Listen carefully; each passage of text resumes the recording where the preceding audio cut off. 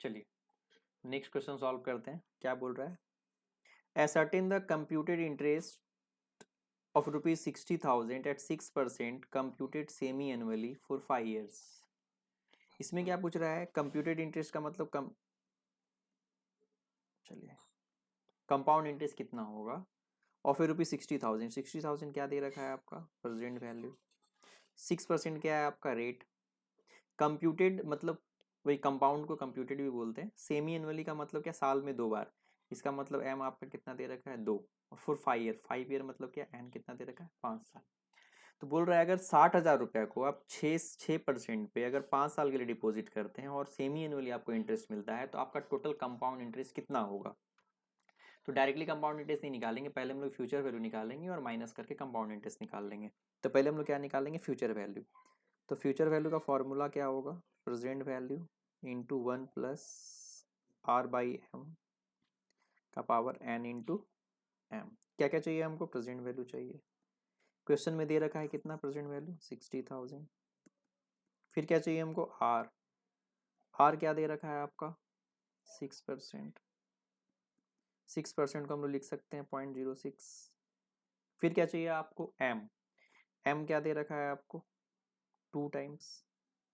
फिर चाहिए आपको एन। एन क्या है आपका 6 ईयर, सॉरी 5 ईयर। ठीक है, सब कुछ दे रखा है, आप सिर्फ क्या करना है, आपको फॉर्मूला में सॉल्व कर देना है। चलिए तो कैसे सॉल्व करेंगे हम लोग, यहाँ पे सॉल्व कर देते हैं। तो future value is equal to present value 60,000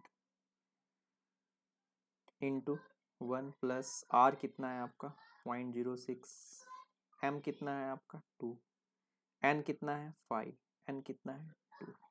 चलिए 60,000 1 प्लस 6% को हाफ करेंगे तो कितना होगा 3%, 0.03। और 5 साल को 2 बार साल में कंपाउंड करेंगे तो 10 टाइम कंपाउंड होगा। 60,000 इंटू 1.03 का पावर 10। 60,000 1.03 को 10 बार कंपाउंड कीजिए। 1.03 इंटू 2 3 4 5 6 7 8 9 10। अप्रॉक्स लेंगे 3 डिजिट तक। 1.344 है, 9 है तो 4 ले लिए। मल्टीप्लाई करेंगे 60,000 इंटू 1.344 तो यार 80,640। ये है आपका फ्यूचर वैल्यू।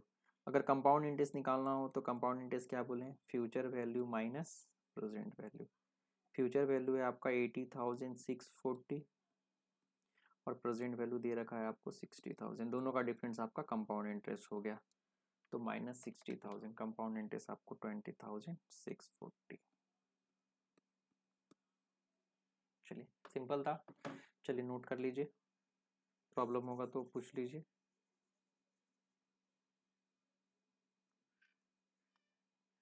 चलिए नोट कर लीजिए, कोई दिक्कत नहीं।